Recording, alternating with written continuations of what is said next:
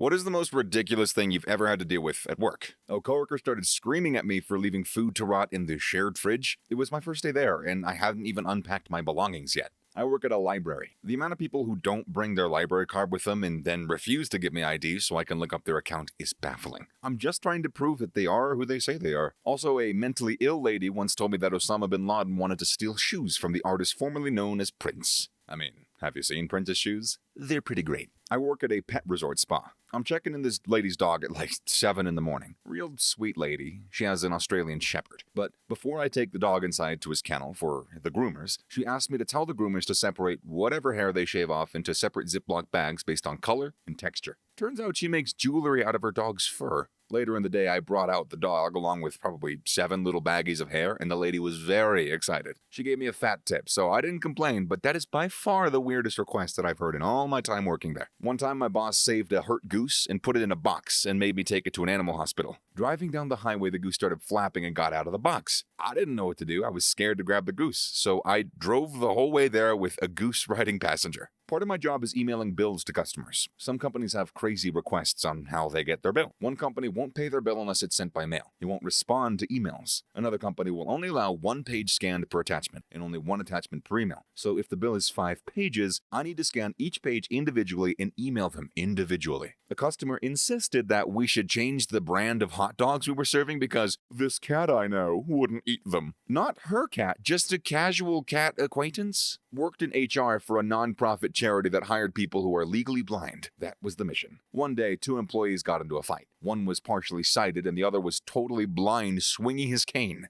I had 4 witnesses to the altercation, but they were all totally blind and thus couldn't tell me what happened. Call center setting. Somebody came to me to complain that there was an inordinate amount of pubic hair on the flat top of the urinal in the men's room. Went to check it out, and there was a remarkable amount of pubes there. Nasty. And clearly placed there by somebody on purpose. Cleaned them off with a paper towel, washed my hands vigorously, and then continued on with my day. A couple hours later, I'm told the pubes have returned. Not quite as much as the first time, but it's still too much for the universe to have deposited there naturally. So I and another manager have our suspicions as to the culprit. We try to catch him, but can't get any more than circumstantial evidence. Not enough to confront. After a 3rd iteration, I've had enough. And so call all the male staff into the boardroom and address them as a group that the disgusting behavior had to stop immediately, because there would be grave consequences for whomever was caught doing it. I make sure to make eye contact with the main suspect multiple times during the meeting. It will never happen again. Still boggles my mind that I had to deal with that crazy behavior, but, call centers. I have to wonder what kind of behavior gets you fingered for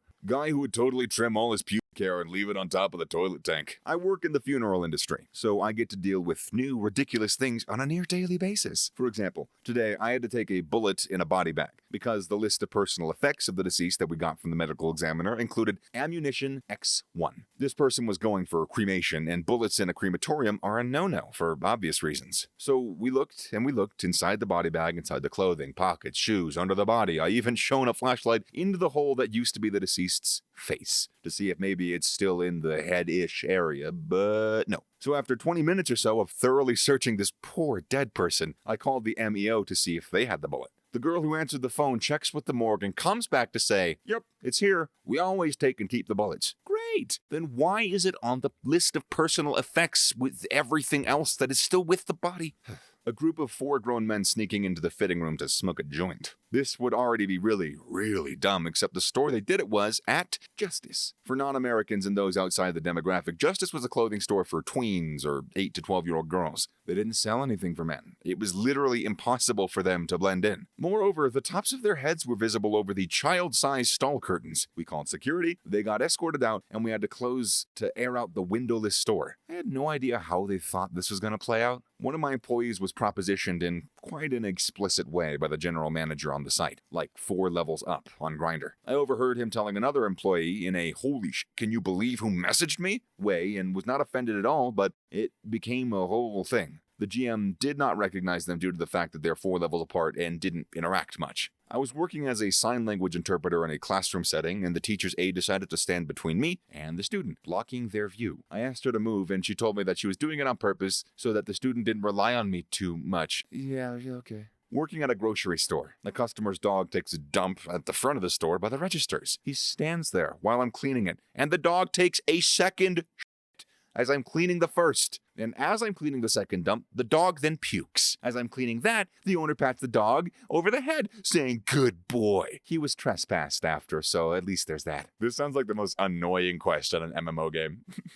Maybe not the most ridiculous thing ever, but I just received an email from a frustrated woman who reached out to us weeks ago and hasn't heard back. I am unable to find her name in the system, so I asked my boss, who also can't find her, who then asks her boss, who also can't find her, so we go to our CRM manager, and they can't find her either. The lady has changed her first name and last name a week ago. Had changed her email as well. I ended up having her former name on an attendance sheet from a few weeks ago, but man, is it hard to help people sometimes. I worked in a hospital, and the manager was a young girl around my age. She wore miniskirts. Me and my friends started wearing skirts. No short, just a bit above our knees. That manager pulled us aside and told us her skirts were too short, while she was wearing a skirt that just covered her bum. I thought she was joking, so I laughed, and she threatened to write me up. My response was, "Sure, I won't wear this skirt again." And next shift rocked up in an even shorter skirt. She sent me home during a very busy shift that was already short-staffed, so the big manager had to get involved. Was not happy. Skirt manager was transferred out of there as well, as there were already issues with her for other stuff, and keeping the floor staff was more important. I went back to wearing my normal skirt. Intern once thought that he could fax a physical object to the receiving machine. He was trying to fax a belt to his friend. Kid was either an acting prodigy, or maybe he just needed a life jacket to eat soup. I guess I'll never know. One time while working at the front desk at a gym, a woman complained that there were too many geese outside, and they should have flown south by then, and we needed to do something about it. A coworker attempted to prove that you actually couldn't hurt yourself slipping on a banana peel by stepping on one, after which he slipped and hurt himself. I refused to write that up as an incident. It was too stupid. Fun fact, bananas were used in vaudeville comedy for slipping because they couldn't use the original slippery substance, which was horse manure. People slipped in that all the time until cars replaced horses as the main mode of transport, especially in cities. Plus, you could see that the banana peel was dropped by a person, intentionally or not, rather than the occasional random dropping of horse.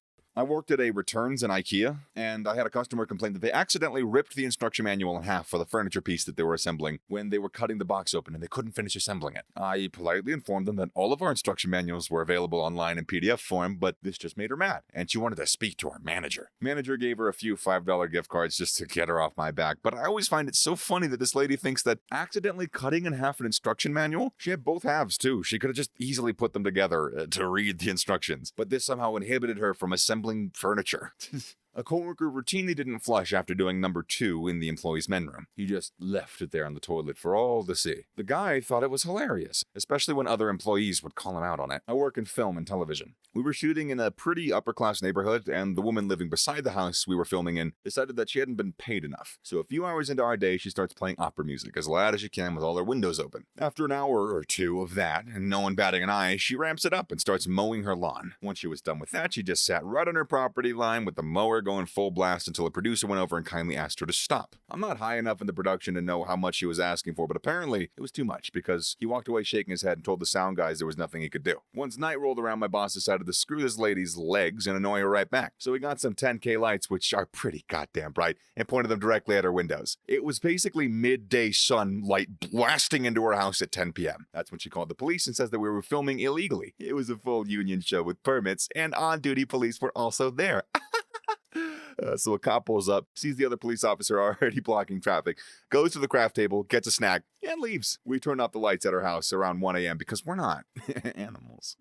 I work in influencer marketing, and we hired an Instagram influencer to work on a yogurt brand campaign. As part of the activation, we also sent a tie-dye kit and branded swag for them to make tie-dye shirts, hats, etc. with their friends and or family. One of the influencers pulled the tie-dye ink out of the t-shirt kit and used it to tie-dye her yogurt bowl, took a video of herself eating it, and then shared a video with her followers who ultimately alerted her that you can't eat tie-dye ink. This was, of course, our fault, the agency, for not being more clear that the tie-dye kit wasn't edible. Man, some people are just desperate to not feel stupid after they screw something like that up. I was working as a consultant specializing in data and analytics, and a sister consultancy was taking on a big data project and had asked my consultancy to supply them a junior data engineer to help out. I was assigned to the project, thinking it would be a great experience working as part of the team. First red flag. The CTO of this other consultancy and project lead for this work was 30 years old and had no previous leadership experience. Second red flag. The client didn't actually need this big data work done. It was ridiculous overkill, like paying for a top-of-the-range $3,000 gaming rig to check your email and browse Reddit. Third massive, oh Jesus, what the hell, flag.